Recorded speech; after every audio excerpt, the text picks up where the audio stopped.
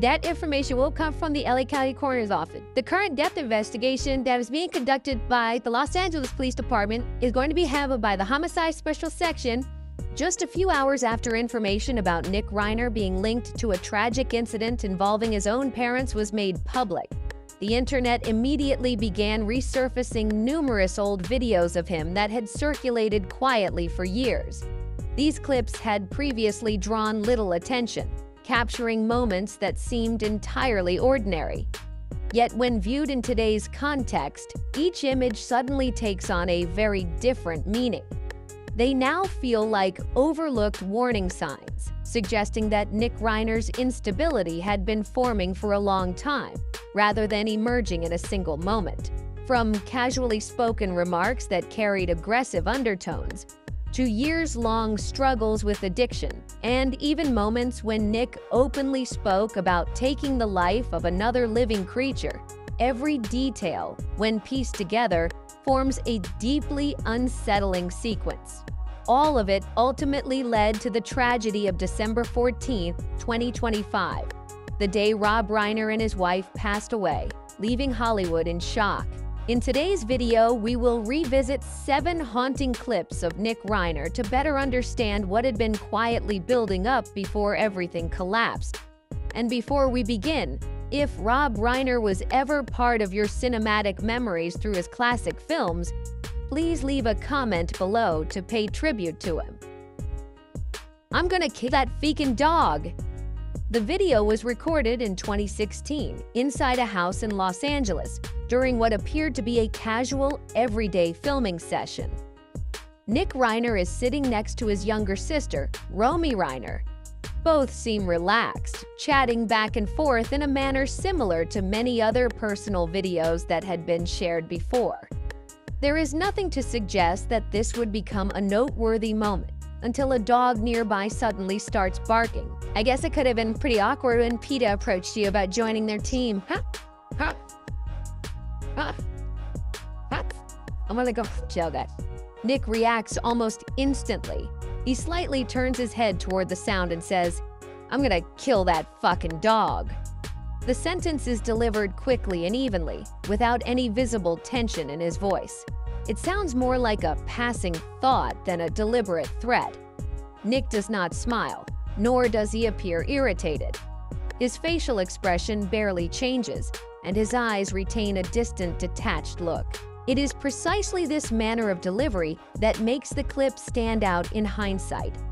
In criminal psychology, numerous studies suggest that individuals with a tendency toward harmful behavior often develop an unusually simplified way of thinking about violence. Dr. Adrian Raine, a neuroscientist and author of The Anatomy of Violence, has explained that for people who have long lived with atypical impulses, thoughts of harming another living being do not necessarily come with intense emotion. Such thoughts can arise quite naturally, almost like a mental reflex. This pattern is clearly visible in Nick Reiner. He says the sentence without hesitation, without pausing to reflect, and without checking the reactions of those around him. In behavioral research, this is often considered a sign that internal self-regulation has weakened. When someone becomes accustomed to violent thoughts over an extended period, the brain may process them as a normal part of conscious thinking, rather than as ideas that need to be stopped or filtered out. The fact that the target of Nick's remark is an animal is also significant. Research published in the Journal of Forensic Psychology notes that animals often appear first in violent or aggressive statements made by psychologically unstable individuals. This is because animals are commonly perceived as weaker beings, less capable of resistance, making the idea of harming them feel more accessible than harming another person. This reflects a hierarchical way of thinking, in which the world is divided into entities that can be controlled and entities that exert pressure. At the time the video was recorded, Nick Reiner had already spent several years in a state of personal instability. Scattered reports in American entertainment media between 2014 and 2017 mentioned his prolonged struggles with personal issues, frequent changes in living environments, and ongoing treatment. Former acquaintances of Nick from the independent film scene in Los Angeles, speaking anonymously in later interviews, recalled that he often voiced extreme thoughts in a strikingly casual manner, as if doing so helped him clear his mind. What is particularly concerning is that such remarks were rarely challenged. In this video, Nick's comment passes quickly without interruption. No one questions it, and no one asks him to clarify what he meant. Psychologically, this lack of response can reinforce the speaker's belief that such thoughts fall within acceptable boundaries. According to Dr. James Garbarino, a specialist in violent behavior, this is often the stage at which many individuals begin to blur the line between thought and action. Looking back at this moment from 2016, the comment about the dog was not an action, nor was it an immediate threat with direct consequences. It was a signal that Nick Reiner's way of processing internal impulses had already begun to shift. The ease with which a violent thought was spoken reflects an inner world that had grown accustomed to allowing such ideas to exist rather than actively rejecting them. And this was only the first piece of the puzzle. In later videos, Nick's way of speaking about prison, about his own identity, and about his family would reveal an even deeper layer of instability, one in which the boundaries between self, society, and consequence gradually became more blurred over time. 2. Viewing the idea of prison as something inevitable. This video was recorded around 2016, when Nick Reiner was walking alone through the Brentwood area of Los Angeles. Brentwood is known for its strict sense of privacy, a neighborhood where media access is rare and residents are accustomed to being shielded from public attention.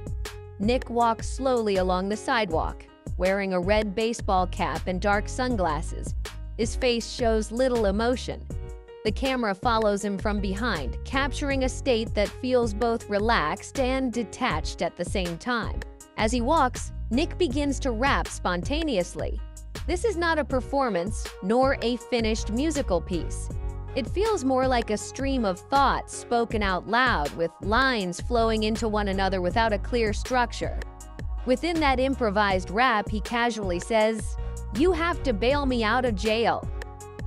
And I don't even care if anyone calls me a Sally, because I'm a snail and I'm never gonna fucking fail.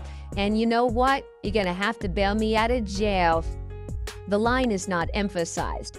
Nick does not pause after saying it. It passes by as just another fragment in a loose chain of thoughts. However, in criminal psychology, this type of language carries far more weight than it may appear to at first glance. According to Dr. Adrian Rain, who has spent decades studying the brains of individuals involved in serious offenses, improvised rap and free-form monologue often reflect what is actively occupying a person's mind. When a thought emerges in an uncontrolled spoken form, it is usually something that has already been repeated internally many times. What makes Nick's line noteworthy is the way he refers to incarceration as a familiar scenario. In studies of criminal behavior, individuals who are prone to crossing legal boundaries often speak about being detained in an unusually casual manner. Prison is not framed as a fear, but as a situation that could happen, or one that has already been mentally accounted for. This reflects a process of normalizing consequences, in which the brain gradually accepts the possibility of unlawful behavior as part of a foreseeable future. Several experts who have appeared on MSNBC analysis programs have noted that for people with long-standing emotional instability, rapping or talking to oneself can function as a pressure release mechanism. Rather than processing thoughts internally, they externalize them through speech. Over time, the boundary between imagination and reality can begin to blur. In this context, the phrase "bail me out of jail" does not read as a clear artistic metaphor. It sounds more like an assumption that has already been accepted.